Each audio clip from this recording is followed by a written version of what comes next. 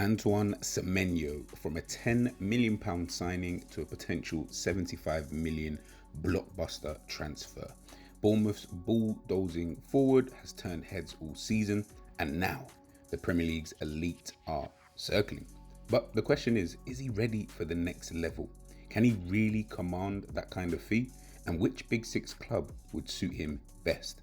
Let's break down Semenyo's rise, his style of play, and why he's attracting massive interest, and whether a mega transfer is loading.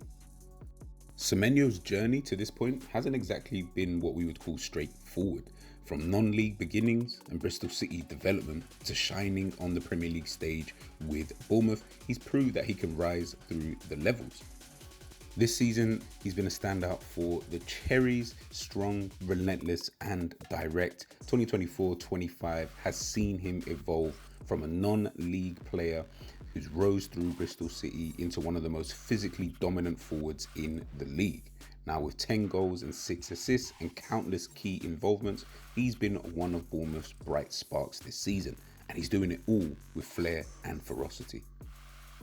So what is it exactly that makes Semenyo such a hot commodity right now? As you guys will see with the highlights, big up to Ultras FCTV. Guys, make sure you head on over there to check out some more highlight reels of some of the best players around the world. They've got some really, really good content. I really enjoy it. So make sure you guys check them out. One word, I guess, to describe someone like Semenyo would probably be explosiveness. Semenyo's first few steps, they're always rapid. He's got that burst defenders hate. Add to that a low center of gravity, great balance, and a knack for breaking into space, and you've got a nightmare to defend. He's also incredibly physical. He can hold the ball up, shrug off challenges, and bully fullbacks 1v1. This season, he's refined his decision making, and I feel that that's something that he probably needed. And I think the top players in world football, especially in the attacking sense, they've always got great decision making. Players can score goals. Players can, hit the back of the net, every now and again. But when you can make the right decisions on a consistent basis, I promise you, your productivity will go up, and also just your IQ, I feel, will start to go up, and then people, of course, will start taking, a lot more notice of you. And in the sense for Semenyo, he's refined that in his game, picking the right passes, making better runs, and staying switched on defensively. And we know just how Iraola wants to play at Bournemouth. You need to be defensively switched on, even if you are an attacker, because of the way he wants his teams to play. Semenyo is not just a sprinter, he's a proper system player now. And Premier League scouts, listen, they're noticing. They're seeing the work that he's putting in. They can see the effort that he's putting in. But listen, all this effort stuff and energy and enthusiasm, you guys already know I'm not really with all of that.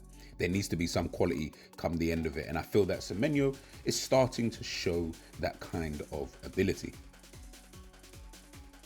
So the question really is, why are Bournemouth slapping a £75 million price tag on Semenyo? To be honest, it's probably pretty simple.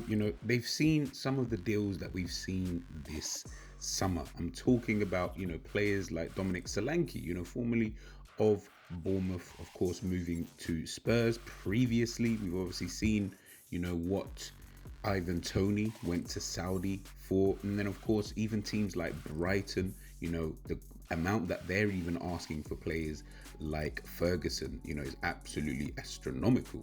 So, of course, they're looking at this and thinking, well, Semenyo does belong in that kind of tier of players, if not better than some of those players. And that's just a couple of players that, that I've named. So surely this must be a player who's producing at this current moment in time, having his best season, selling while his stock is high.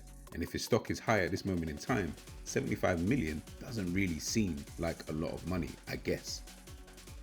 Add to the fact his age, he's 25, he's Premier League proven, and he's still improving, in his actual abilities, and he has years left on his Bournemouth contract. Bournemouth are not, they're very, very clever. They know this is the moment to cash in, and they don't need to sell cheap. And clubs know that if they wait another year, that price potentially, especially if he has a really good season, could be even higher. Sources around the league have linked Semenyo with several of the Premier League's big six clubs.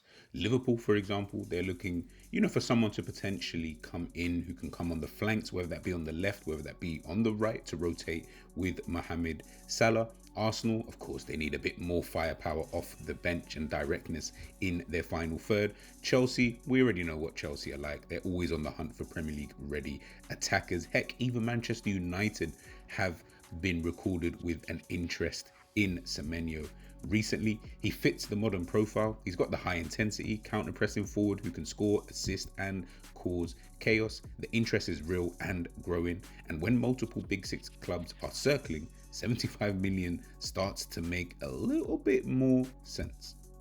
So first up, let's take a look at Liverpool. Now, we know Salah signed a new deal and everything like that, and the likelihood of someone being able to rotate with Salah, I don't know, doesn't really seem like it's going to happen, but you never know. You never know if the right player were to come in, and potentially next season, Liverpool may use Salah in a different role, but we'd have to, of course, wait and see. Semenyo can play on the right, he can play on the left, he can play through the middle. He is quite direct as well. He will be taking on his man, and I know that's something that Liverpool fans do complain about with Mohamed Salah. He is quite press resistant, and if Slot does want someone with a little bit more chaos but with structure to it in the final third, Semenyo, of course, can deliver that. Arsenal would be an interesting move as well. Arteta's side sometimes does lack that kind of direct nature, especially if Martinelli is not playing, and Semenyo could offer something different to a Jesus or a Trossard, but would he start consistently there? Of course, at this current moment in time, you have got Bukayo Saka obviously on that right hand side. He's not going anywhere and he's not moving off of that right flank. So really probably would be, can he play down that left hand side for Mikel Arteta next season? Let me know what you think. Chelsea, as we know, they love signing Premier League talents, and with Madueke's somewhat inconsistency, and of course Raheem Sterling over there, at Arsenal, they've got Pedro Neto, they've got Cole Palmer, they've got quite a few, Jadon Sancho as well. I feel that maybe Chelsea might not be the best move just because of the amount of other players who can play in those positions that are there at the moment, unless he is being told that he will be the starting winger, and it really is about, performances keeping him in those positions. But in terms of at first thought, I don't really know if Chelsea would represent the best deal over there. Nothing to suggest that he couldn't go there and claim that first team spot, but on the flip side, project and everything like that, is it really worth the move and the hassle, to go to a Chelsea? Again, we'd have to wait and see. Manchester United, again, under Ruben Amorim in terms of the playing style. Will he be able to fit? Would he play as a quote-unquote wing-back? Would he play almost as like an attacking, midfielder? On the transition, for them, he'd be absolutely brilliant because they really do lack a player, I feel, who can really drive and carry with the ball. So if that's the style that potentially Ruben Amorim can, use him in, then yeah, that might be a decent option for him. But I feel that there is probably one club that probably suits him the best, just in terms of playing style and project and a look to the future. And in all honesty, I do believe it is Liverpool. I would say Liverpool in terms of it. Like I said, it's the style of play, it's the high tempo, it's the controlled football at times as well. And we always seem to have quite a lot of space to attack, which can allow for wingers to be able to drive with the ball if they want to.